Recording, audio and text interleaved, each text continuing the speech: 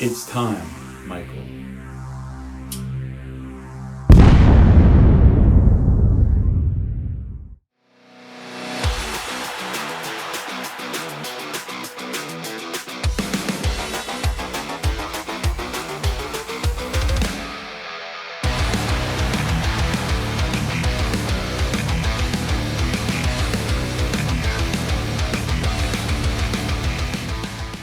While Dr. Loomis hunts for Michael Myers, a traumatized Laurie is rushed to Haddonfield Memorial Hospital, and the Shape is not far behind her.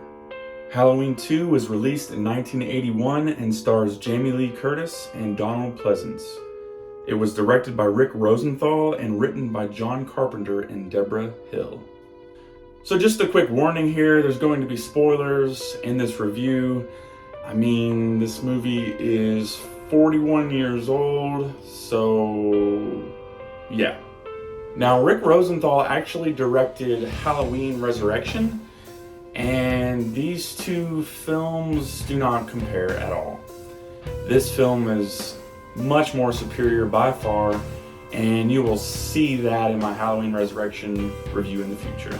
Another interesting thing is that Carpenter wasn't planning on making a sequel, like ever. But the production studio offered him a bunch of money. The story goes that he wrote the script on the fly in a hotel room, and somehow, some way, Laurie Strode's character was made to be Michael Myers' sister. So that's how that happened. The intro theme sounds a bit different, but in a really good way. Carpenter adds some synth, and it sounds really, really creepy. I like it a lot. Also, the pumpkin transformation scene was awesome. As the camera zooms further in, you see the skull inside. It's just really cool. One of the best intros in the entire franchise.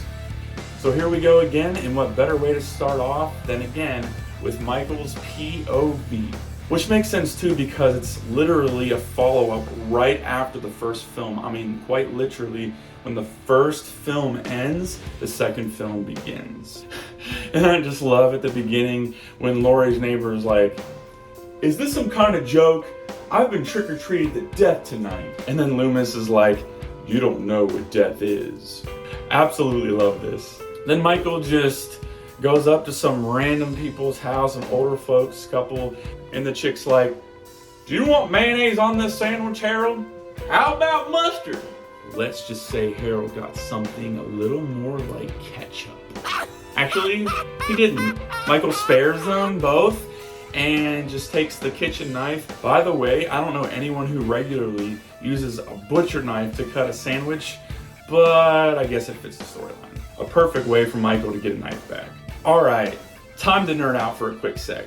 So from the shot, from the POV, from the TV, inside that older couple's home, Harold is asleep on the couch, and then behind him you see his wife ready to give him a sandwich, and then behind her is Michael just staring and chilling for a quick sec, and that's the moment where you think, ooh, these guys are screwed, they're about to get it, and they don't. But I just love that depth, kind of like I talked about with the first Halloween film review, how you see depth when you see multiple characters in a single shot. It's just a beautiful way to make film. And I wondered why he let them alone and didn't kill them, but I guess he let them live because he had other plans to attend to. He needed to go for Laurie Strode and sneak into the hospital, so I guess maybe at this point, maybe he only kills people that get in his way? I'm not sure. But then he sneaks into the hospital, and he's right there inside the nursery, and you're like, oh Lord Jesus, he's gonna kill these babies. And thank God he doesn't. So Michael doesn't kill babies and older people. That's so sweet. Aww.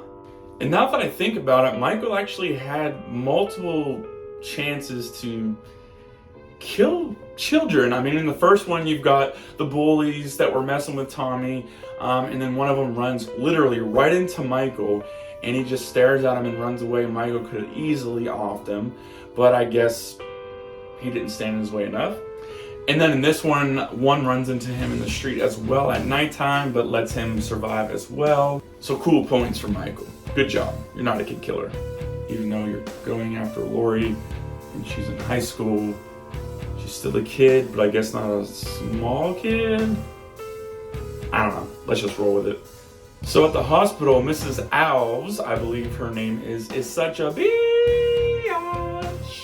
Actually, she's really just good at her job and does it quite well. But she makes things kind of difficult for some of our main characters and protagonists, so it gets somewhat annoying. And now we've got to talk about the infamous hot tub scene. It's actually a really cool kill in the background when they start making out and doing their thing and nothing fully happens, but he leaves outside the room and shuts the door, but it's like a glass wall and then a see-through glass door as well.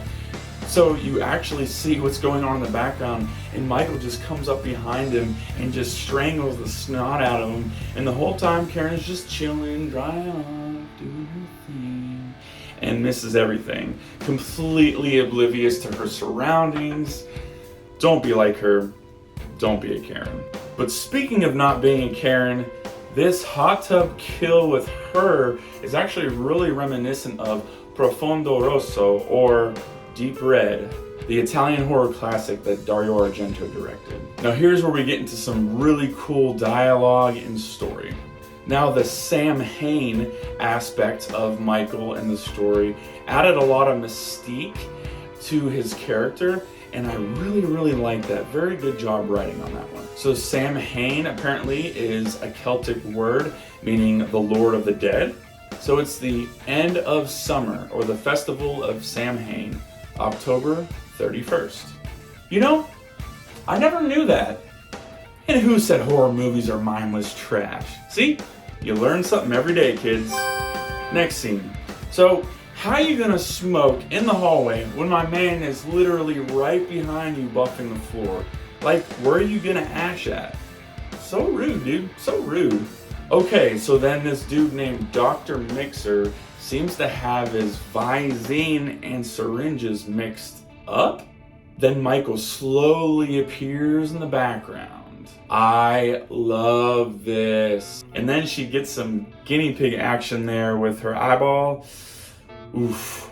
By the way, I'll be covering all the guinea pig movies in my disturbing movie content section of my channel, so stay tuned for that. And here is one of the highlights of the entire film for me. There's quite a few of them actually, and it's when Michael is seen walking slowly in the security footage on the guard's TV.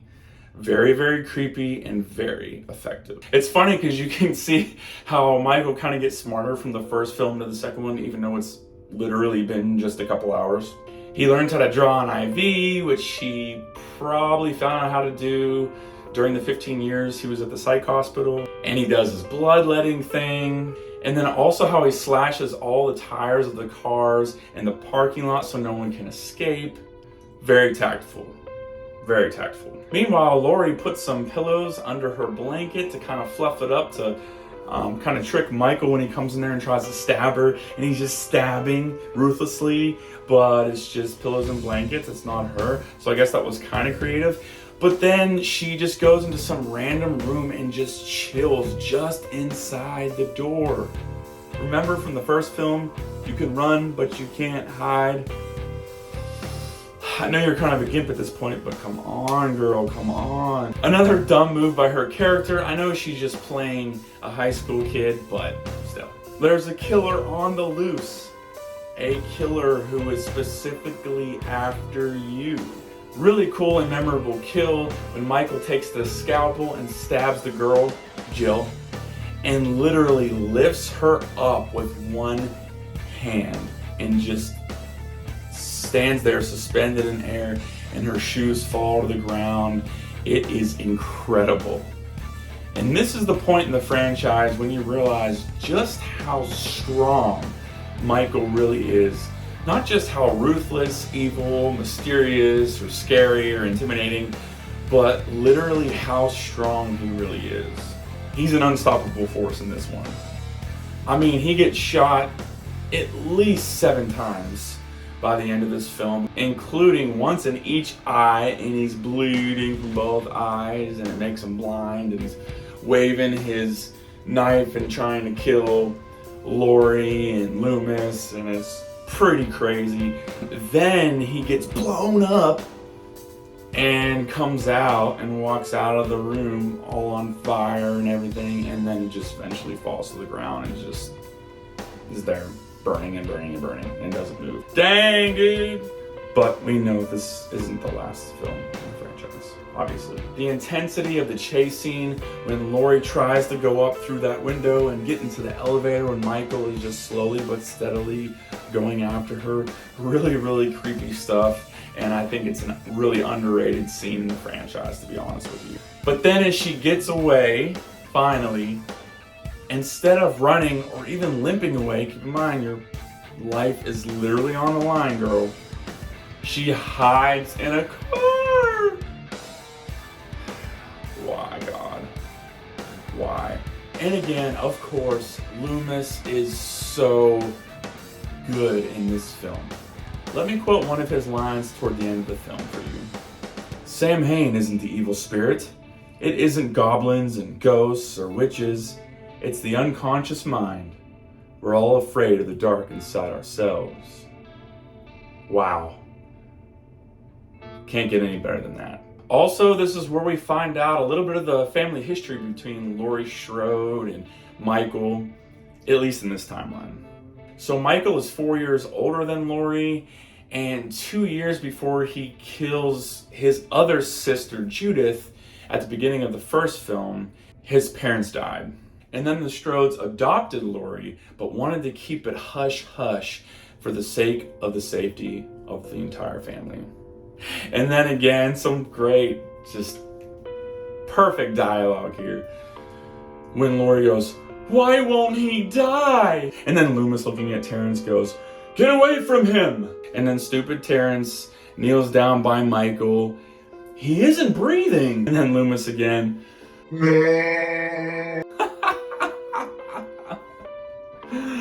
Perfection. And then, of course, you can probably imagine what happens to that cop. Michael destroys him.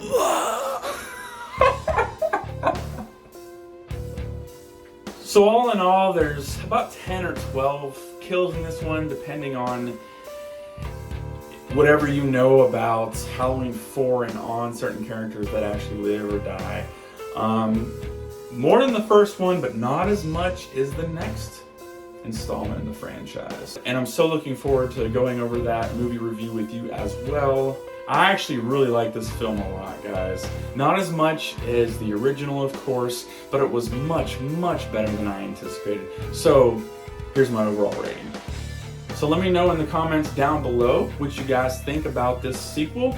Is it one of the better ones in the franchise? Do you not like it as much? How does it hold up with other horror movies that you have seen? It's definitely worth checking out. Go see it.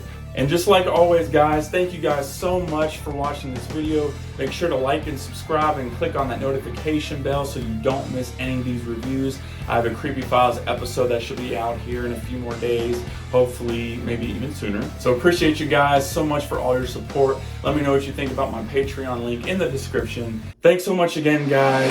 A.T. Smith here, and I am the Pious Mutilator.